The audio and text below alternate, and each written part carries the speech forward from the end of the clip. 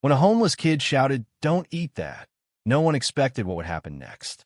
The Park Cafe was a magnet for the city's elite, nestled amidst manicured trees and the soft hum of a nearby fountain.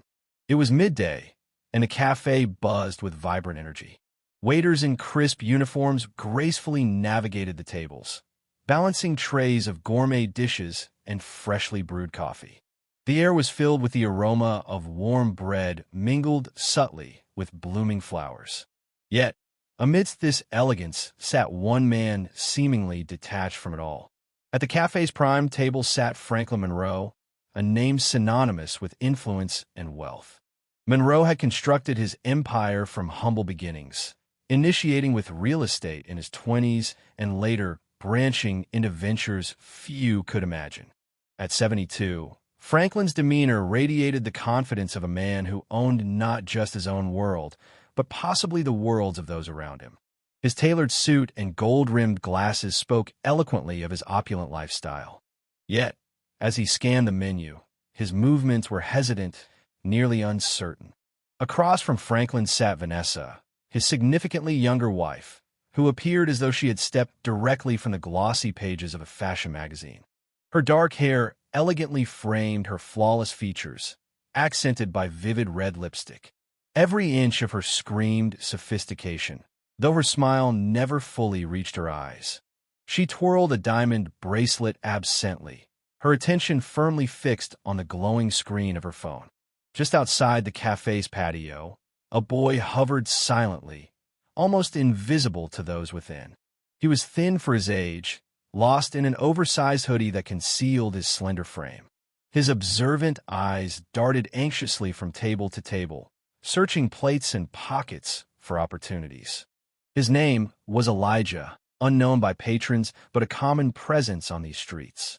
Always lingering just beyond notice, Elijah was accustomed to being overlooked, his existence defined by survival. Franklin checked his watch. "You're distracted again," he remarked quietly but pointedly.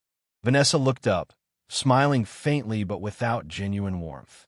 "I'm right here," she cooed, gently placing her hand atop his. "You know how much I enjoy our lunches." Elijah's stomach growled, bringing him nearer. His eyes landed on Franklin's table, drawn by a meal unlike any he'd recently encountered, a porcelain bowl of delicate soup, freshly baked bread, and sparkling water. Yet, as Franklin adjusted his glasses, momentarily distracted by his phone, Elijah witnessed something extraordinary. Vanessa's hand discreetly slipped into her designer handbag, emerging seconds later, clutching a tiny vial. With practiced ease, she twisted it open and subtly poured its clear contents into Franklin's steaming soup, quickly stirring it into invisibility. Elijah's breath froze in his throat. Vanessa leaned forward, whispering urgently to Franklin, her words carrying a chilling intensity. "After all I've done, you won't ruin this now." Elijah's heart pounded furiously. He crouched lower, desperately processing what he had witnessed. Doubt clouded his mind, yet a deep instinct screamed of danger. Franklin sat oblivious, spoon poised above his soup, his face marked by weary distraction. Meanwhile, Vanessa reclaimed her poised facade, smiling serenely, as though nothing sinister had occurred. The weight of Elijah's decision pressed heavily upon him. His mind raced. Who would believe a homeless child's accusations? Yet, the gravity of the situation compelled him. Franklin dipped the spoon closer to his lips, and without another thought, Elijah lunged forward. "Don't eat that," he shouted, his voice trembling yet loud enough to capture every patron's attention. Forks clattered, and conversations halted abruptly. Franklin froze, spoon hovering inches from his mouth, his eyes widening in confusion. Vanessa spun sharply, eyes narrowing into icy daggers. "What did you just say?"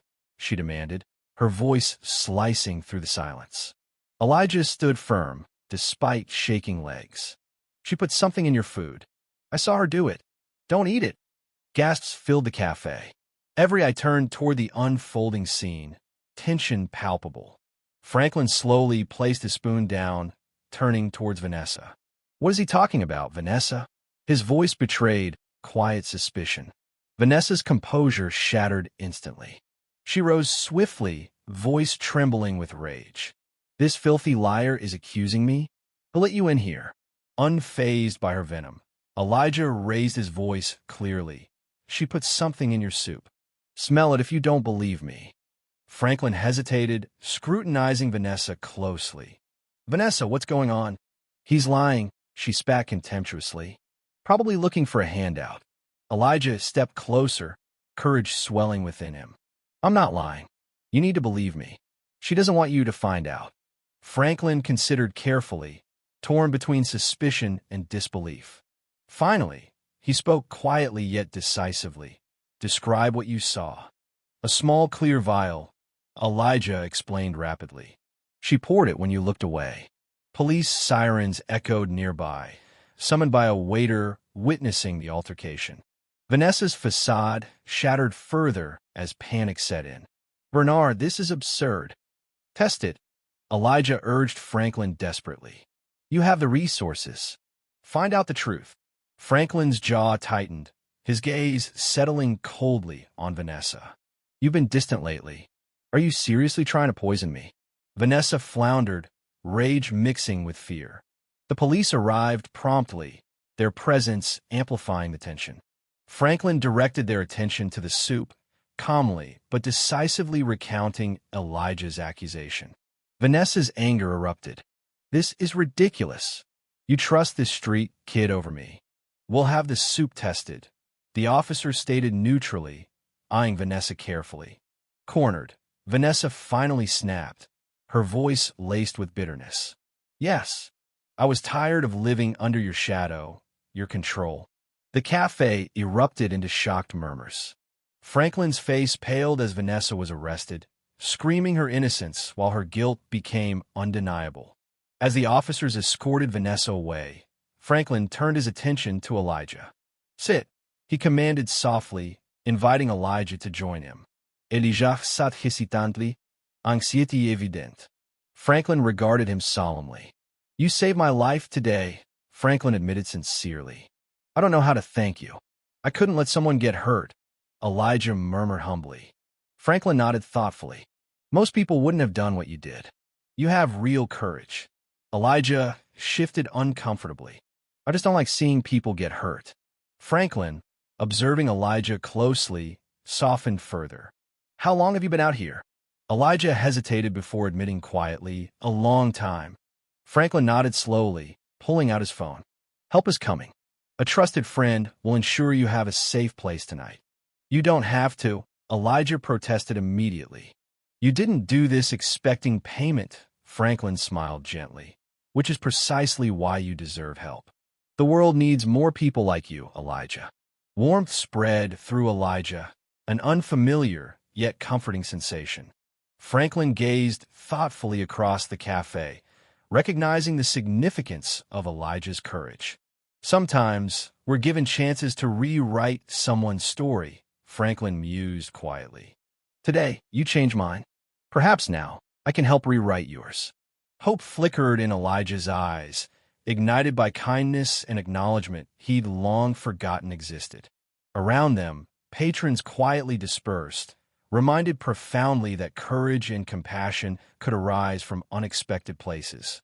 Elijah's bravery had not only saved a life, but rekindled belief in the power of standing up for truth and justice, no matter how challenging.